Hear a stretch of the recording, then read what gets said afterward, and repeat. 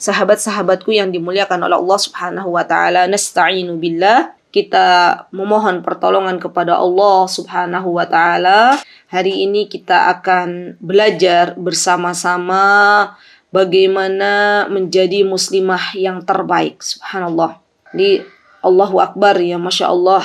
Ternyata teman-teman, wanita atau muslimah kita sebagai seorang muslimah itu di antara yang diharapkan oleh masyarakat, oleh Allah dan Rasulnya, kita itu menjadi penebar-penebar kebaikan, menjadi kunci kebaikan bagi seluruh lapisan masyarakat. Subhanallah. Karena teman-teman, seorang wanita itu bagaikan, kalau di rumah itu bagaikan pondasinya. Seorang ibu, dia bisa mendidik anak-anaknya menjadi generasi yang baik atau generasi yang buruk kalau si ibu ini dia menjadi sosok yang baik atau tidak. Ya, Masya Allah. Maka tak heran jika kita menemukan sebuah kata-kata bahwasanya jika di dalam satu negara itu kaum wanitanya baik, maka akan baiklah suatu generasi. Tapi jika di suatu negara atau di suatu negeri wanita itu rusak, maka akan rusak pula lah generasi tersebut. Subhanallah. Maka kita harus sadari teman-teman, bahwasanya kita sebagai wanita muslimah itu memiliki amanah yang luar biasa yang ada di pundak kita. Apakah kita ingin menjadi muslimah yang terbaik atau sebaliknya kita menjadi muslimah yang rusak, wal'iyadzubillah. Hari ini kita memohon pertolongan kepada Allah, belajar bagaimana menjadi muslimah yang terbaik. Karena fitrahnya seorang wanita itu menginginkan sesuatu yang terbaik baik di dunia maupun di akhirat. Tidak heran kalau biasanya di sekolah-sekolah itu yang jadi juara itu anak-anak perempuan. Karena memang fitrahnya wanita itu dia pasti pengen menjadi yang terbaik. Dan yang perlu kita perhatikan, kita bukan hanya yang terbaik di dunia, tapi lebih dari itu kita ingin menjadi muslimah yang terbaik di hadapan Allah dan Rasulnya. Kita ingin menjadi seorang wanita muslimah yang terbaik kelak nanti di akhirat. Subhanallah. Untuk mencapai itu semuanya, yang perlu kita lakukan adalah kita taat kepada Allah dan Rasulnya. Subhanallah. Apa yang Allah dan Rasulnya katakan di dalam Al-Quran, apa yang Allah dan Rasulnya katakan di dalam hadis-hadis, ya, kita langsung mengutamakan apa-apa yang diperintahkan oleh Allah dan Rasulnya. Seperti misalnya nih teman-teman yang masih kuliah, punya dosen yang memerintahkan sesuatu kepada teman-teman. Saya yakin semua mahasiswi yang ada di universitas itu pasti mengerjakan apa yang diperintahkan oleh dosen tersebut tanpa harus bertanya, kenapa Pak dosen, kenapa Bu dosen memerintahkan ini. Begitu pula ketika kita punya atasan misalnya. Ketika atasan itu berkata kepada kita, tolong kerjakan ini, kerjakan itu, maka kita tidak mungkin bertanya, kenapa kita diperintahkan hal ini, kenapa kita diperintahkan hal tersebut. Maka dari itu teman-teman, subhanallah, di antara sikap yang mesti kita lakukan ketika Allah Subhanahu wa ta'ala memerintahkan kepada kita semuanya apa-apa yang ada di dalam Al-Quran, maka sikap kita sebagai seorang muslimah mentaati perintah Allah dan menjauhi larangannya tanpa harus banyak bertanya. Karena kita tahu yang namanya perintah atau larangan itu pasti ada hikmahnya. Kita sebagai seorang muslimah hendaklah mentadabburi lagi apa yang Allah Subhanahu wa taala firmankan dalam surah An-Nur. Apa yang Allah Subhanahu wa taala firmankan? A'udzubillahi minasyaitonir rajim. Kata Allah Subhanahu wa taala, "Innama kana qaulal mu'minin idza du'u ila Allahi wa rasulih liyahkuma bainahum ay yaqulu sami'na wa ata'na wa ulaika humul muflihun."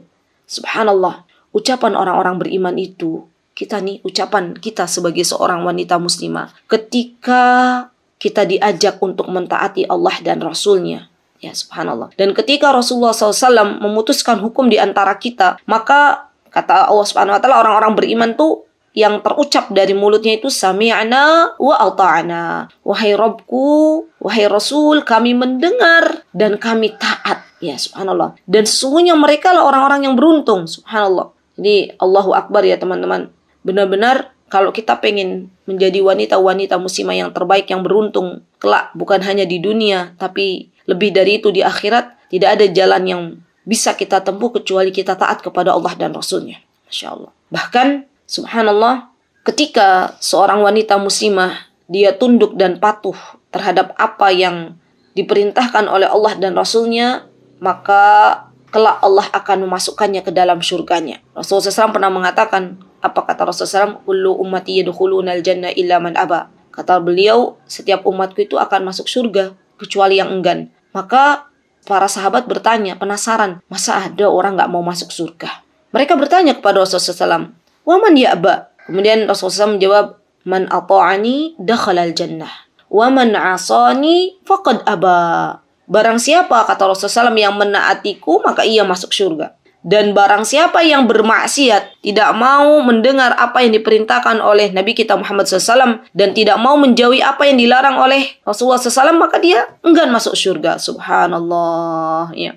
Jadi kita perlu lagi nih teman-teman, kita benar-benar duduk, ya, renungi diri kita masing-masing, evaluasi, kira-kira kita itu sudah belum menjadi seorang muslimah yang benar-benar taat kepada Allah dan Rasulnya. Kita sudah belum?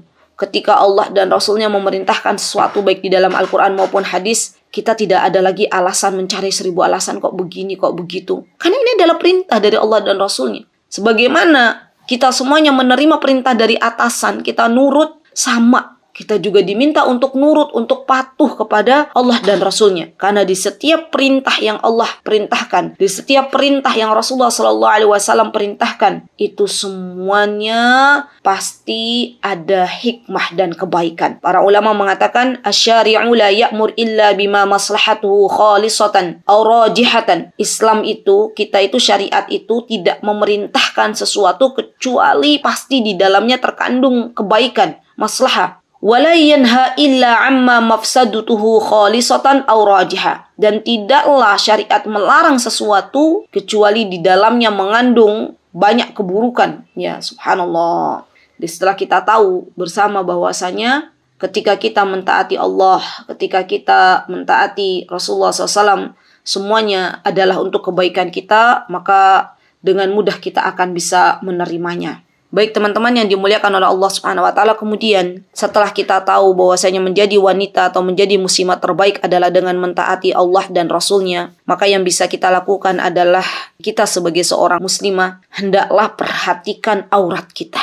Karena ini yang diperintahkan oleh Allah Subhanahu wa taala di dalam Al-Qur'anul Karim, khususnya bagi kaum wanita. Perhatikan aurat kita. Karena sifat wanita terbaik, sifat wanita muslimah terbaik adalah dengan menutup auratnya. Allah Subhanahu wa taala mengatakan di dalam Al-Qur'anul Karim, kata Allah Subhanahu wa taala, ya ayyuhan nabiyyu qul li azwajika wa banatika wa nisa'il mu'minin yudnina 'alaihinna min jalabibihin. Ini perintah untuk kita, para perempuan. Hendaklah, kata Allah Subhanahu wa taala, kalian julurkan jilbab kalian ke seluruh tubuh. Subhanallah. Dan subhanallah, ketika perintah untuk menjulurkan jilbab ke seluruh tubuh itu, ternyata di situ mengandung banyak kebaikan. Apa di antara kebaikan yang akan kita dapatkan apabila kita menutup aurat kita? Maka kebaikan yang akan kita dapatkan di antaranya adalah dzalika adna ayyu'rafna, agar kita itu mudah untuk dikenal, kita itu sebagai seorang muslimah. Fala yu'dzain, dan kita tidak diganggu. Kita dapat jaminan dari Allah Subhanahu wa taala apabila kita memakai jilbab, apabila kita mengulurkan jilbab kita, apabila kita menutup aurat, maka Allah Subhanahu wa taala menjadikan dirinya, menjadikan wanita muslimah itu dijaga oleh Allah Subhanahu wa taala. Subhanallah, subhanallah. Wa kana Allahu ghafuran rahima, dan Allah yang Maha mengampuni lagi Maha penyayang. Masya Allah. Jadi teman-teman yang dimuliakan Allah, perhatikan ketika kita menutup aurat, ketika kita menutup kaki kita, karena kaki kita itu adalah aurat. Saya sering mengatakan, kita nih pengikut madhabnya Imam Syafi'i, termasuk saya pengikutnya madhab Imam Syafi'i. Imam Syafi'i telah berkata bahwasanya kaki itu adalah aurat. Jadi ketika kita menutup kaki kita, ketika kita menutup tubuh kita, maka kita katakan bahwasanya kita sedang mentaati Allah dan Rasulnya. Dan subhanallah, setiap niat yang khalis, yang jujur kepada Allah dan Rasulnya, maka semuanya akan diberikan pahala di sisi Allah Subhanahu wa ta'ala. Baik, kemudian wanita muslimah yang terbaik di hadapan Allah dan Rasulnya, di antaranya ya, ketika dia berusaha menutup aurat, maka dia berusaha juga belajar apa sih syarat dari busana atau pakaian yang harus dikenakan oleh seorang wanita muslimah. Jadi bukan hanya aurat kita tertutupi, teman-teman, tapi lebih dari itu juga kita harus memperhatikan apakah busana atau baju yang kita gunakan itu longgar atau justru kita tutupi tapi masih ada lekukan-lekukan tubuh yang terlihat. Ya subhanallah, ini harus kita perhatikan. Kita menutup aurat kita, perhatikan juga apakah kain yang kita gunakan untuk menutup tubuh kita itu termasuk kain yang tipis atau kain yang tidak menerawang atau kain yang tebal. Dan ini ya teman-teman, terutama saya nasihatkan diri saya dan teman-teman semuanya yang saya cintai karena Allah, terutama ketika seorang wanita itu keluar untuk, kalau bahasa Jawa untuk jagong, untuk menghadiri resepsi pernikahan. Itu perlu diperhatikan baik-baik. Ketika keluar bersama mahramnya ke sebuah acara walimah pernikahan ya. Dan kita tahu di Indonesia itu kan masih adanya campur baur di antara laki-laki dan perempuan. Maka mestinya nih diperhatikan lagi busana yang dipakainya. Apakah kain yang menutupi tubuhnya itu benar-benar longgar, benar-benar tebal, tidak menerawang atau masih menerawang? Karena ngapunten ya, mohon maaf, terkadang tanpa disadari wanita-wanita muslimah yang dia pergi ke walimatul urs atau ke sebuah pernikahan ya dengan dalih ini adalah seragam pernikahan, tapi ternyata kulitnya itu masih terlihat. Tapi ternyata lekuk-lekuk tubuhnya itu masih terlihat ya, subhanallah. Dan itu pastinya mengundang fitnah bagi kaum laki-laki, subhanallah. Dan ini yang perlu kita perhatikan. Dan apabila teman-teman kita keluar rumah, maka bukan hanya baju atau busana yang kita perhatikan, termasuk di antaranya ketahuilah bahwasanya busana atau pakaian yang kita gunakan itu tidak menyerupai pakaian kaum laki-laki atau pakaian yang biasa dipakai oleh orang-orang kafir dan itu spesial untuk mereka. Maksudnya jadi yang tidak boleh menyerupai orang-orang kafir itu memang itu busana yang mereka pakai, hanya mereka pakai dan bukan keumuman, bukan. Nah, ini juga perlu kita perhatikan. Jadi jangan sampai apa yang kita pakai dari busana ya, dari pakaian itu ternyata menyerupai pakaian kaum pria atau pakaian kaum orang-orang kafir. Dan yang perlu diperhatikan juga teman-teman, apabila kita sudah menutup aurat kita dengan baik ketika kita keluar rumah, benar-benar kita menutup aurat itu hanya untuk mencari ridha Allah dan itu dihitung sebagai pahala di sisi Allah. Juga yang perlu kita perhatikan adalah parfum. Ini kita perhatikan, parfum itu boleh dipakai oleh kawan-kawan, oleh teman-teman semuanya di depan mahramnya, di depan suami kita, tapi tidak untuk tercium oleh laki-laki yang bukan mahram kita.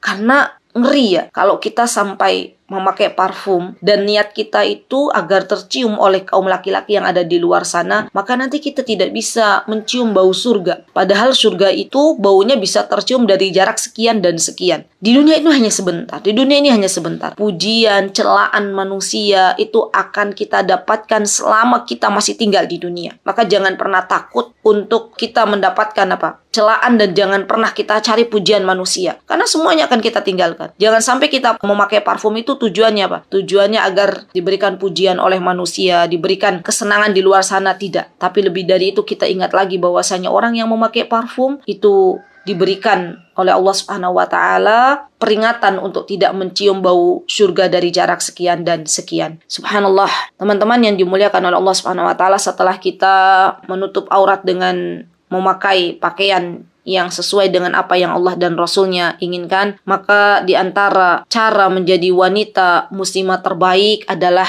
ketika seorang wanita muslimah memiliki rasa malu. Subhanallah. Dan ini yang sudah banyak ditinggalkan oleh para muslimah. Subhanallah. Karena subhanallah, malu ini pada dasarnya bisa menahan wanita-wanita muslimah untuk terjerumus ke dalam jurang maksiat. Dan ketahuilah wahai saudariku bahwasanya akhlak mulia diantaranya adalah malu. Kalau seseorang sudah hilang rasa malunya dari dalam dirinya, maka orang tersebut bisa bersikap apapun yang ia mau. Kita punya contoh dan teladan yang baik bagi kita sebagai wanita muslimah ketika kita melihat lagi apa yang ada di dalam Al-Quranul Karim. Ketika Allah Subhanahu wa ta'ala mensejarahkan, ketika Allah Subhanahu wa ta'ala menuliskan bagaimana sifat wanita-wanita muslimah, ya, wanita-wanita yang dia adalah seorang yang pemalu ketika mereka mereka malu untuk mendekati segerombolan laki-laki yang mengambil minum dari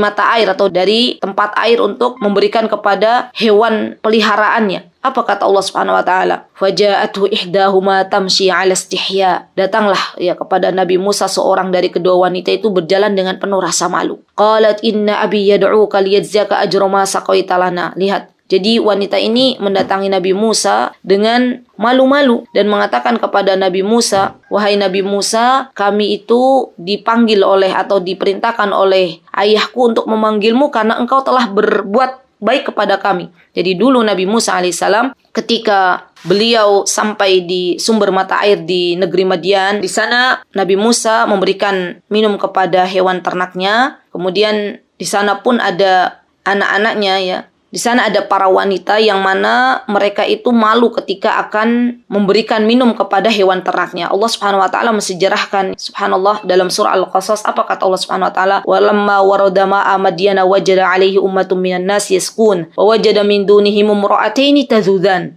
Jadi subhanallah di negeri Madian itu ada sumber air di mana di sana ada banyak orang mengambil air tersebut dan ada 2 orang wanita yang sedang mengembalakan ternaknya. Kemudian mereka malu-malu ketika akan mengambil air tersebut. Maka Nabi Musa berkata kepada mereka, "Qala ma khatbukuma qala ta'ala naski hatta yusdira ri'a wa abuna syekhun kabir." Maka Nabi Musa subhanallah berinisiatif karena tahu wanita-wanita ini malu untuk mengambil air ya karena banyaknya para laki-laki. Maka Nabi Musa pun mengambilkan air untuk mereka, Masya Allah. Dan subhanallah, inilah ciri wanita-wanita yang memiliki sifat malu, subhanallah. Inilah gadis-gadis yang mulia ya, subhanallah, yang mereka jalannya aja disifati oleh Allah Subhanahu wa taala dengan penuh rasa malu, Masya Allah. Maka subhanallah, hendaklah kita para wanita muslimah memiliki rasa malu. Jangan sampai rasa malu ini hilang dari dalam diri kita masing-masing. Karena sesungguhnya rasa malu ini adalah akhlak yang perlu kita jaga. Yang perlu kita jaga sampai Allah wafatkan kita. Karena dengan malu ini kita bisa mentaati Allah Subhanahu wa taala dan Rasulnya. Dan dengan malu ini kita bisa menahan hawa nafsu kita untuk terjerumus ke dalam jurang kemaksiatan. Masya Allah, Masya Allah.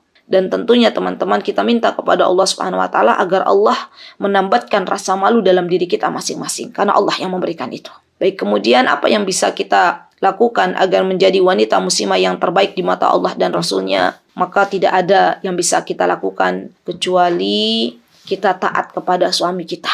Kita taati suami kita, Masya Allah. Dan Rasulullah SAW pernah menyebutkan ciri-ciri istri-istri yang salihah, ciri-ciri istri-istri yang terbaik di mata Allah dan Rasulnya. Apa kata Rasulullah SAW? Kata Rasulullah SAW, allati tasurruhu ida nadhar. Wanita yang paling baik ketika ditanya oleh para sahabatnya, ya Rasulullah, ayyun nisa'i khair? Siapakah wanita yang paling baik? Maka apa jawaban Rasulullah SAW? Allati tasurruhu ida nadhar. Yaitu orang atau wanita atau istri yang paling menyenangkan jika dilihat oleh suaminya. Masya Allah, PR ini ya kita ya teman-teman. Sudah belum kita menjadi istri yang apabila suami kita memandang kita, itu bawaannya itu hati suami kita sejuk gitu ya. Hati suami kita itu senang, bahagia ketika melihat kita. Bukan malah kita memberikan raut muka yang membuat suami kita itu tidak senang melihat kita. Ya, Masya Allah. Kalau ada pertanyaan bagaimana kalau memang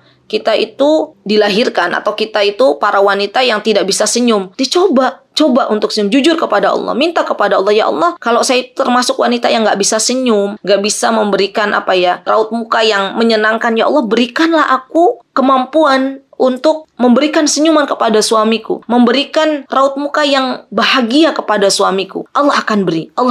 Minta kepada Allah dengan sejujur-jujurnya. Ya. Tujuannya apa? Agar suamiku itu senang ketika melihat diriku. Masya Allah. Ini luar biasa ya teman-teman. Kalau kita punya semacam permintaan kepada Allah Subhanahu wa taala, ketika kita memang diberikan kesulitan untuk bisa mendapatkan atau bisa memberikan wajah yang sumringah kepada suami kita, tapi kita mohon kepada Allah Subhanahu wa taala agar ketika suami kita memandang kita, suami kita bahagia. Ya, subhanallah. Nah, termasuk di antaranya nih teman-teman, kita sebagai kaum wanita juga mesti bukan hanya raut muka yang perlu dijaga, tapi juga penampilan kita. penampilan kita, karena kan suami kita yang akan memandang kita. Ini nasihat untuk diri saya dan teman-teman semuanya, perhatikan penampilan kita. Apakah baju yang kita kenakan itu termasuk baju yang disukai oleh suami kita, atau justru suami kita tidak menyukainya. Jadi di dalam rumah itu boleh kita pakai baju yang berbeda dengan baju yang kita kenakan untuk di luar rumah, teman-teman. Jadi jangan sampai teman-teman ketika berada di depan suaminya, bajunya sama persis dengan yang teman-teman pakai di luar, rapet gitu ya, pakai jilbab, pakai gamis gitu, pakai kaos kaki. Nah, itu bagaimana suami kita mau memandang? Kita beri kesempatan kepada suami kita, wahai cintaku, wahai kasihku, wahai belahan jiwaku, kira-kira baju apa sih yang kau inginkan dariku, yang kira-kira engkau tuh bahagia kalau melihat diriku. Sampai masalah warna juga boleh, teman-teman. Kira-kira yang disukai oleh suami kita itu warna apa, sehingga kalau kita pakai warna itu tuh suami kita itu seneng rasanya ya. Kalau sampai ada teman-teman suaminya suka warna apa ya, misalnya warna pink misalnya, ya kita pakai baju warna pink. Kalau misalnya suami kita senang warna-warna peach, ya kita pakai baju warna peach. Kalau ternyata suami kita senang kita itu pakai baju warna hitam, misalnya baju rumah baju warna hitam, ya wis kita pakai baju warna hitam. Nggak usah tanya kepada suami kita, pap gitu ya, bi kan warna hitam itu warna duka misalnya, nggak usah kita banyak tanya. Kalau memang suami kita itu suka kita pakai baju warna hitam di dalam rumah dan itu menyenangkan hati beliau, maka pakailah baju warna itu. Ya tanya ke suami kita. Masya Allah. Dan ini tujuan utamanya adalah agar suami kita bahagia ketika melihat diri kita. Termasuk ya teman-teman, di antaranya juga termasuk alladzi tasruhu idza nadhar ya, agar suami kita itu enak dilihat ya oleh suami kita. Termasuk di antaranya masalah parfum. Ini yang perlu saya bahas juga ya. Masalah parfum ini juga perlu kita perhatikan, karena biasanya suami itu di samping melihat juga mencium. Maka apa yang akan didapatkan oleh suami kita manakala ternyata istrinya itu baunya tidak enak. Dan masalah parfum ini saya sering mengatakan, boleh kita tanya ke suami kita, suamiku, cintaku, belahan jiwaku, kira-kira parfum mana yang engkau sukai? Jenis apa yang engkau sukai? Misalnya suaminya mengatakan, saya sukanya parfum-parfum yang lembut, yang soft ya. Ya sudah, kita ambil yang parfum soft kita pakai. Tapi kalau ternyata suami teman-teman bilangnya, istriku saya sukanya parfum bau melati, ya sudah pakai parfum bau melati gitu. Jadi gini loh, jadi istri itu bukan seenaknya kita. Pokoknya kita suka bau parfum melati, yuk kita pakai parfum melati. Kita suka parfum bau soft, kita pakai soft. Tergantung suami kita. Karena kan yang mau mencium kita itu bau aromanya itu suami kita. Maka subhanallah, ketika seorang istri dia bertanya kepada suaminya ya,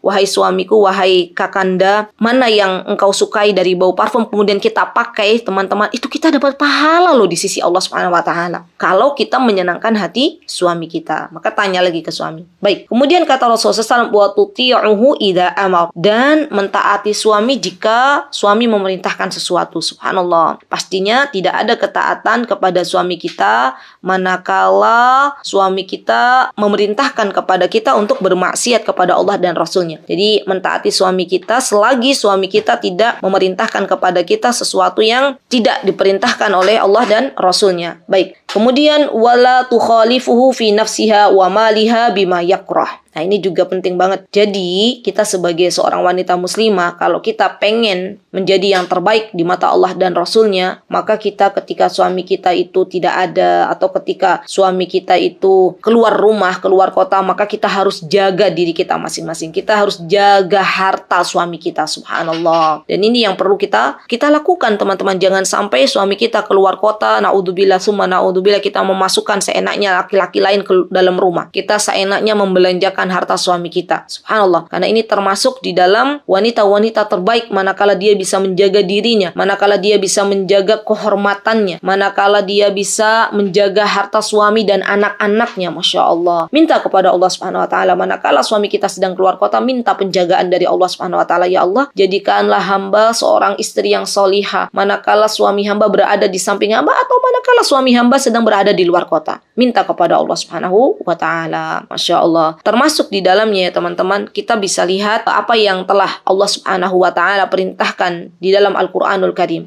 Apa kata Allah? Fassalihatu qanitat hafizatul lil ghaibi bima hafizallah. Maka wanita yang solihah ini, solihat, itu adalah wanita yang qanitat, wanita yang taat kepada Allah. Dan wanita yang hafizat, wanita yang memelihara dirinya lil ghaibi bima hafidhallah, ketika suaminya tidak ada di rumahnya. Masya Allah. Jadi benar-benar dia itu sifatnya sama persis ketika suaminya ada di sampingnya ataupun suaminya nggak ada. Karena dia tahu bahwasanya CCTV-nya Allah itu tidak pernah mati. Bahwasanya dia sedang diawasi oleh Allah Subhanahu wa Ta'ala 1 kali 24 jam. Selama ini dia taat kepada suaminya itu bukan semata-mata karena suaminya ada di depannya, tapi dia tahu, dia sadar bahwasanya taat kepada suaminya agar dia dapat ridha Allah Subhanahu wa Ta'ala. Masya Allah, Masya Allah. Dan ini yang perlu kita perhatikan, teman-teman. Baik, kemudian terakhir ya, sebenarnya masih banyak bagaimana menjadi muslimah terbaik ya di mata Allah dan Rasulnya, tapi ini yang paling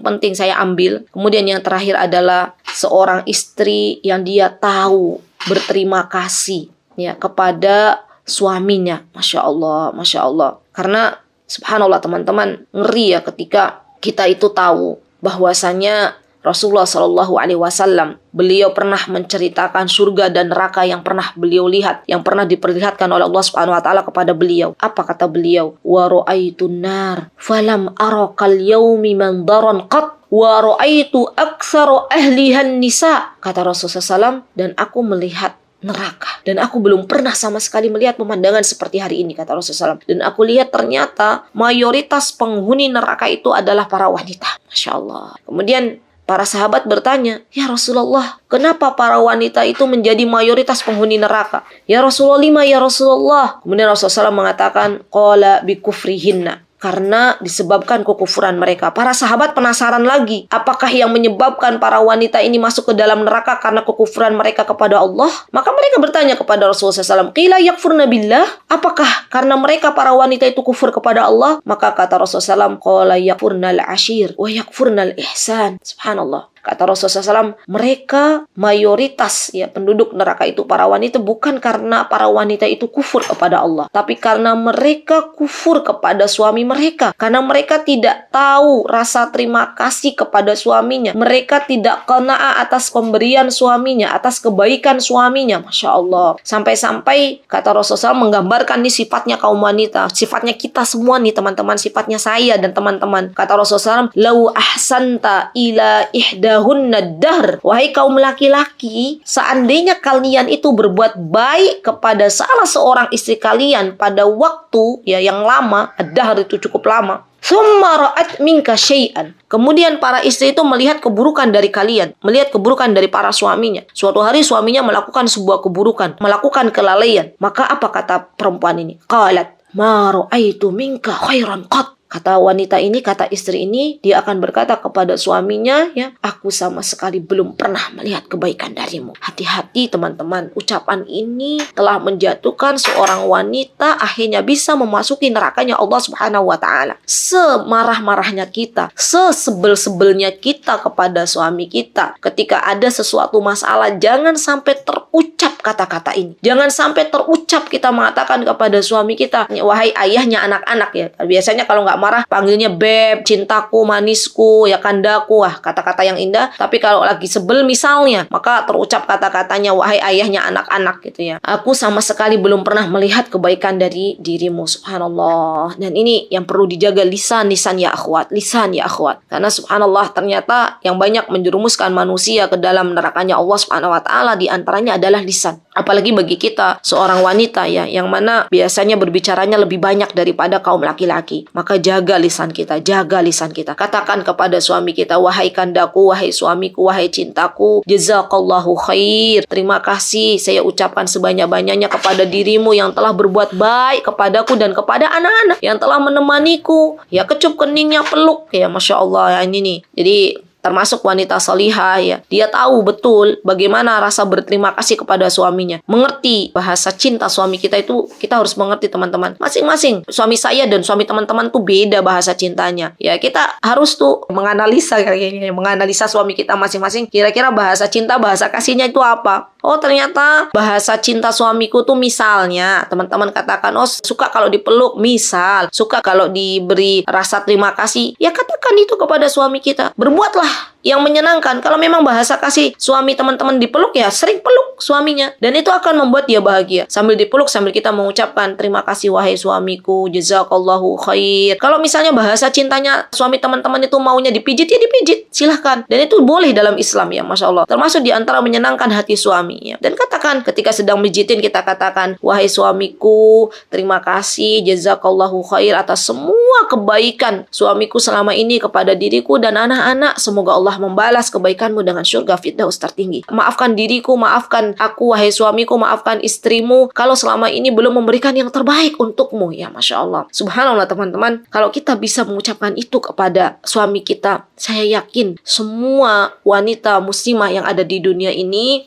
dia akan menjadi wanita terbaik di mata Allah Subhanahu wa Ta'ala dan Rasulnya. Karena pastinya Allah Subhanahu wa Ta'ala memberikan keridhaan kepada kita kalau suami kita ridho kepada kita. Maka jaga baik-baik bagaimana agar suami kita ridho, karena tujuan utama kita adalah bagaimana Allah ridho kepada kita semuanya. Semoga Allah Subhanahu wa Ta'ala menjadikan kita semuanya wanita-wanita muslimah terbaik di mata Allah Subhanahu wa Ta'ala. Semoga Allah Subhanahu wa Ta'ala menjadikan kita semuanya istri-istri salihah bagi suami-suami kita, dan semoga Allah Subhanahu wa Ta'ala mengumpulkan kita semuanya bersama orang-orang yang kita cintai kelak nanti di syurganya. Amin Allahumma amin. Barakallahu fikunna jami'an. Aqulu qawli hadha wastaghfirullah li wa lakum wa akhiru da'wana anil hamdulillahi rabbil alamin. Wassalamualaikum warahmatullahi wabarakatuh.